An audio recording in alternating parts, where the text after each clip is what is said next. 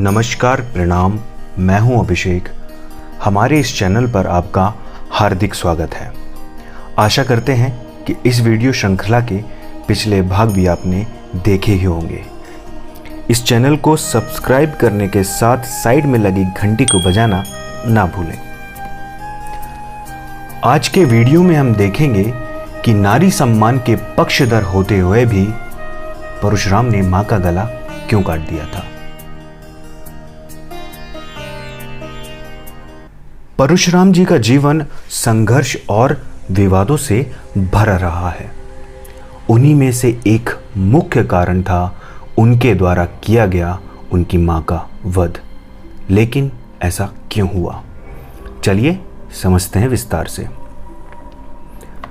सहस्त्र अर्जुन के आक्रमणों और अत्याचारों की कहानी आपने इससे पहले के वीडियो में भी देखी होगी, सुनी होगी। उसके निरंतर प्रहारों और आक्रमणों से तंग आकर जमदग्नि ऋषि की पत्नी और परशुराम की माता रेणुका, जो स्वयं एक क्षत्रिय पुत्री थी, ने निश्चय किया कि वे सहस्त्र अर्जुन के पास जाकर उसे समझाएंगी। तब ऋषि ने उन्हें ऐसा करने से मना किया। ऋषि के कथन के अनुसार जो व्यक्ति इतने वर्षों से समझाने पर भी नहीं समझा, वो अब क्या समझेगा। तब रेणुका ने उन्हें समझाया कि वो एक ऋषि पत्नी होने के साथ एक क्षत्रिय पुत्री भी हैं, जो शस्त्र और शास्त्र दोनों में निपुण है। वे दोनों तरीके से उसे समझाएंगी। ऋषि पत्नी सहस्त्र अर्जुन के पास समझाने के लिए गई, लेकिन उस दुर्बुद्धि को स्वयं भगवान नहीं समझा सके। वो कहाँ कुछ समझने वाला था। उसने ऋषि पत्नी के साथ अपमानजनक बर्ताव किया, व्यवहार किया। उधर लंबे समय तक प्रतीक्षा कर रहे जमदग्नि ऋषि क्रोध की अग्नि में जल रहे थे और उन्हें देवी रेणुका के चरित्र पर संदेह हो गया। जब रेणुका वापस आश्रम लौटी तो ऋषि जमदग्नि उन पर क्रोधित हो उठे और अपने पुत्रों को आदेश दिया कि तुम्हारी मां के मन में विकार आ गया है, इस पापिन का वध कर दो। लेकिन उनके किसी भी पुत्र ने ऐसा पाप करने से मना कर दिया। कुछ समय पश्चात कैलाश पर्वत से अपनी शिक्षा समाप्त करने के बाद परशुराम अपने पिता ऋषि जमदग्नि के आश्रम वापस पहुंचे।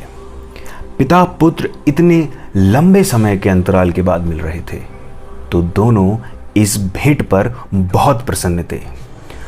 परशुराम बचपन से हठी होने के साथ आज्ञाकारी भी थे। उस समय ऋषि जमदग्नि ने परशुराम जी से एक वचन मांगा और उसे पूर्ण करने के लिए उन्हें प्रतिबद्ध भी किया। परशुराम ने भी बिना सोचे समझे वचन के पीछे का कारण जाने बिना पिता को आश्वासन दे दिया कि आप जो कहेंगे वो वैसा ही करेंगे। तब ऋषि जमदग्नि ने उन्हें आदेश दिया कि वे अपनी माता रेणुका का वध कर दें। परशुराम ने भी ऐसा करने से मना कर दिया।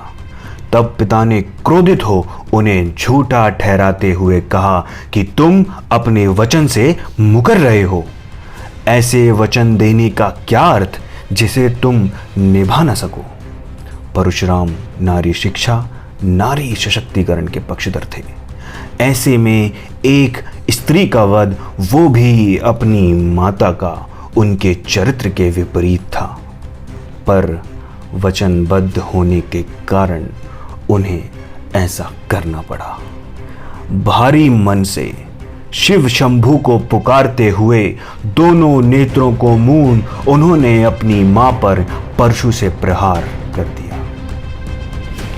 और मां के वध के पश्चात वे मां के पार्थिव शरीर के पास घोर विलाप करने लगे, अपने परशु से खेद व्यक्त करने लगे।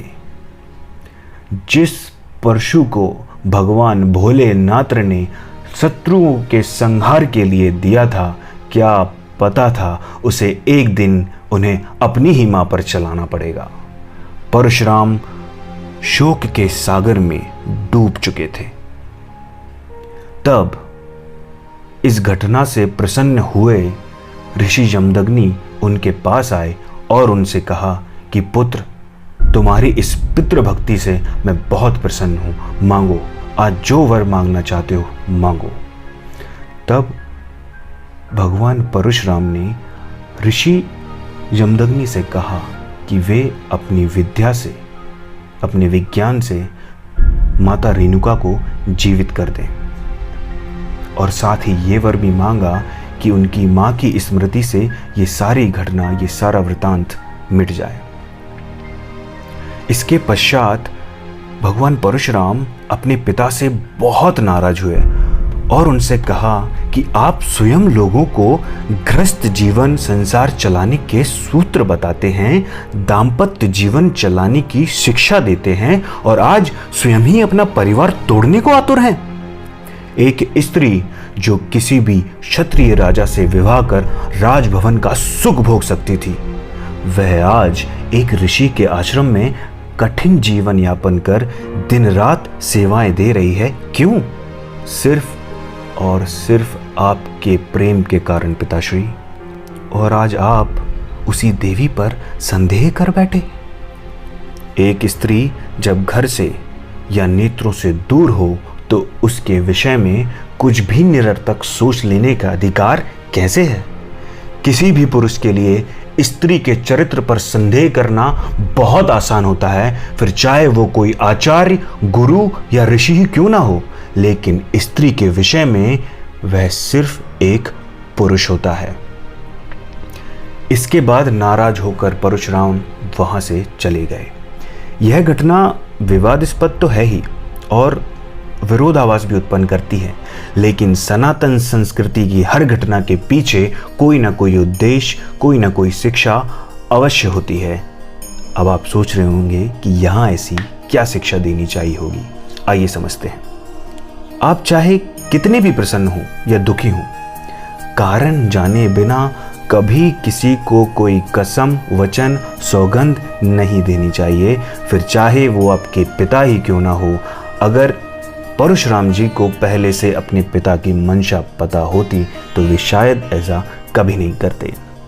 दूसरी ये कि माँ बाप के झगड़े में कभी भी बच्चों को हस्तक्षेप नहीं करना चाहिए, फिर चाहे परिस्थितियां जो भी हों, क्योंकि कई बार माँ बाप के झगड़े की पूरी वजह बच्चों को पता नहीं होती। ऐसे में वे कैसे कोई भी निष्पक्ष निर्णय कर सकते हैं।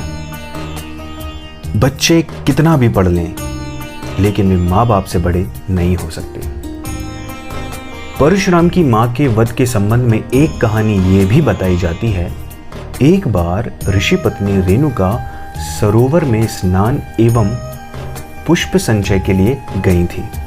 संयोग से वहां राजा नौका विहार कर रहे थे। राजा को देख ऋषि पत्नी के हृदय में विकार उत्पन्न हो गया और वह वहां से उसी मनोदशा में आश्रम लौट आई। आश्रम में ऋषि जमदग्नि ने जब पत्नी की यह विकारग्रस्त दशा देखी तो उन्हें सब ज्ञात हो गया, जिसकी वजह से ऋषि जमदग्नि क्रोधित हो उठे। उन्होंने पहले परशुराम के अग्रजों को माता का वध करने का आदेश दिया, लेकिन मां से प्रेम और मोहवश उनके किसी भी पुत्र ने उनकी इस आज्ञा का पालन नहीं किया। लेकिन जब पिता ने मां का वध करने के लिए परशुराम से कहा तो उन्होंने पिता की आज्ञा का पालन किया। इस पर ऋषि ने आज्ञा न मानने वाले पुत्रों को विवेक विचार खो देने का श्राप दिया। परशुराम से प्रसन्न होकर उन्होंने उन्हें मनचाहा वर मांगने के लिए कहा। इस पर परशुराम ने अपने पिता से माता को पुनः जीवित करने का वरदान मांगकर अपनी मां को नवजीवन प्रदान किया। अपने पुत्र की तीव्र बुद्धि देखकर अति प्रसन्न ऋषि पिता ने परशुराम को दिग दिगंत तक ख्याति अर्जित करने और समस्त शास्त्र और शस्त्र का ज्ञाता होने का आशीर्वाद दिया। तो ये थी परशुराम जी के माँ के वध की कहानी।